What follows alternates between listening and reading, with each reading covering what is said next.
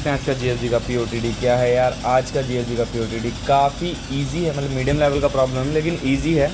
इससे मिलता जुलता एक प्रॉब्लम हम पहले कर चुके हैं कि चेक अगर S1 को हम S2 का सबस्ट्रिंग बना सकते हैं रोटेट करके या नहीं। बहुत ही सिमिलर प्रॉब्लम है उसका। तो देखते क्वेश्चन क्या कह रहा है। Minimum repeat to make a substring. ठीक है, यहाँ पर हमें दो सबस्ट्रिंग गिवन है। For example S1 is equals to WW, S2 is equals to WWW। ठीक है, अब मुझे बताना है कि अगर मैं S1 में S1 को जोड़ता जाऊं, ठीक है, तो अगर मैं S1 में S1 को फिर से जोड़ूं तो WW बनेगा। ठीक है, अब क्या मेरा S2 इसका सबस्ट्रिंग बन चुका है तो WWW इसमें WWW है, तो ये तो बन गया। कितने स्टेप्स में सिर्फ मुझे कितनी बार जोड़ना पड़ा, S कितनी बार रिपीट हुआ मेरा, 1 2 बार रिपीट हुआ। ठीक है, तो ये मेरा है। तो अब इसमें क्या कंडीशंस हो सकती हैं जब नहीं होगा, या कितनी कंडीशंस पे ये हमारा कैसे बन सकता है, बस हमें ये सोचना है। तो यार हमने पहले तब देखा था कि अगर हमें कोई भी सबस्ट्रिंग है, ठीक है, कोई भी अगर हमारी एक स्ट्रिंग है उसमें हम स्ट्रिंग को हमें सिंपल क्या करना है, इसमें तो खैर डायरेक्टली बता रखा है कि क्या करना है। S1 में सिर्फ S1 को प्लस करते जाना है और चेक करना है कि कब तक। अब देखो यार, कब तक मैं इसमें प्लस करता जाऊँगा, एक लिमिट होगी ना करने की। ठीक है, तो जैसे फॉर एग्जांपल ये S1 is equals to ABCD। ठीक है, S2 क्या है, CDABCDAB। ठीक है, ये हमारी S1 है, ये हमारी S2 है। ठीक है, मुझे S1 को S2 में बदलना है तो कितनी मिनिमम रिपीटेशन होनी चाहिए। देखो यार, हमें क्या करना है, पहले इन दोनों का साइज़ कैलकुलेट कर लेना है। इसका क्या है, 4 साइज़ है, इसका क्या है 1 2 3 4 5 6 7 8 साइज़ है। ठीक है, तो देखो जब तक मैं S1 का साइज़ मेरा इसके दुगने साइज़ से लेस देन है ना, तब तक ही मैं प्लस करके देखूंगा। ऐसा क्यों यार, देखो हमने पहले क्या करा था, S1 को अगर मेरा S1 जो है ABCD है, अगर मैं इसमें फिर से ABCD जोड़ता हूँ, ABCD, तो देखो ABCD।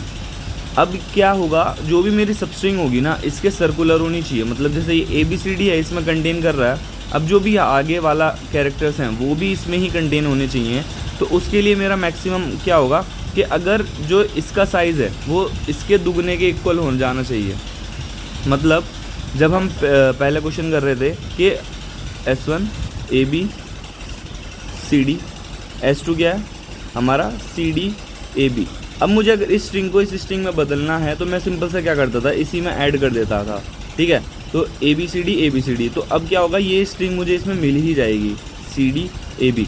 तो इसके दुगने साइज़ तक मुझे इसके मिलने के चांसेस होते हैं, उसके बाद चांसेस नहीं होते हैं, या एक बार और ऐड करके देख लेंगे तभी चांसेस होते हैं, उसके बाद हमारे चांसेस नहीं होते हैं।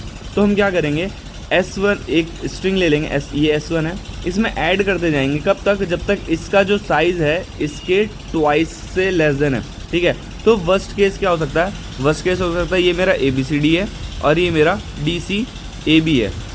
तो अगर इसमें भी मैं ABCD फिर से जोड़ूँ, फिर ठीक है, सॉरी DCAB नहीं, DABC।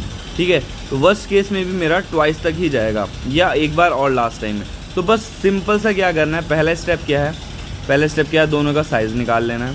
दूसरा स्टेप क्या है, एक वाइल लूप चलाना है। कब तक, जब तक देखो अगर मेरा S1 का साइज़ लेस देन S2 के साइज़ है तो S1 में मतलब प्लस करते जाओ। ठीक है, तीसरा क्या है, अगर मेरा S1 का साइज़ ग्रेटर हो गया ट्वाइस ऑफ S2 के, ठीक है, ग्रेटर देन इक्वल्स टू हो गया ट्वाइस ऑफ S2 के, तो मैं चेक करूँगा वो सबस्ट्रिंग है या नहीं है। ठीक है, तो मैं चेक करूँगा सबस्ट्रिंग है या नहीं है। अगर नहीं है तो बस एक बार और ऐड करके देखेंगे और फिर हम रिटर्न कर देंगे -1 के, वो हमारा हो ही नहीं सकता। ठीक है, इसमें एक बार ड्राई रन करके देखना यार, इजीली समझ आया। तो देखो हमने क्या करा, दोनों का साइज़ ले लिया और एक x is equals to N1। देखो जब मैं S1 में S1 ABCD है, अब इसका साइज़ फॉर एग्जांपल साइज़ क्या है, 3 है। अब इसमें मैं क्या करूँगा, फिर से ABC 3 ऐड करूँगा। ठीक है, तो x मैंने ले लिया, फिर हर बार x साइज़ प्लस करता जाऊँगा। ठीक है, तो ही मैं बार बार साइज़ नहीं कैलकुलेट करूँगा, मुझे पता है मैं कितनी लेंथ की स्ट्रिंग उसमें ऐड कर रहा हूँ, तो मैं वही ऐड करता जाऊँगा, इससे मेरा टाइम थोड़ा बच जाएगा। और एक स्ट्रिंग STR ले ली जिसमें मैं STR में S1 को जोड़ता जाऊँगा। ठीक है, आंसर को इनिशियलाइज कर दिया 1 से। ठीक है, अब मैं क्या करूँगा, जब तक मेरा जो S1 का साइज़ है less than equals to twice of N2 के साइज़ है, तब तक मैं इस लूप को चलाऊँगा। मैं चेक करूँगा अगर मेरा S1 का साइज़ जो है एक्सीड कर गया S2 के साइज़ से, ठीक है। अगर मेरा जो S1 है मान लो WWW है और S2 मेरा WWW है, अगर ये मेरा साइज़ एक्सीड कर गया है तभी मेरा ये बन सकता है इसका सबस्ट्रिंग, ठीक है। अगर वो ये दोनों का साइज़ इक्वल है या इस वाले का ग्रेटर है तो ही वो मेरा सबस्ट्रिंग बनेगा ना। हाँ, तो जैसे ही वो साइज़ बड़ा हो जाएगा तब मैं चेक करूँगा। अगर वो दोनों का अगर S2 STR का सबस्ट्रिंग है तो रिटर्न कर दो आंसर के कितनी बार हमने क्या करा है उसको ऐड करा है। नहीं तो क्या करो, फिर STR में S1 को जोड़ो, उसके साइज़ को जोड़ो और आंसर को इंक्रीमेंट कर दो। फिर लास्ट में अगर मेरा आंसर रिटर्न नहीं हुआ तो मैं क्या करूँगा, एक बार और स्ट्रिंग को ऐड करूँगा, ठीक है। उसके बाद चेक करूँगा और नहीं और आंसर को रिटर्न कर दूँगा। अगर इसके बाद भी नहीं हुआ तो ये कभी भी हमारा रिपीट नहीं हो सकता है, तब हम रिटर्न कर -1।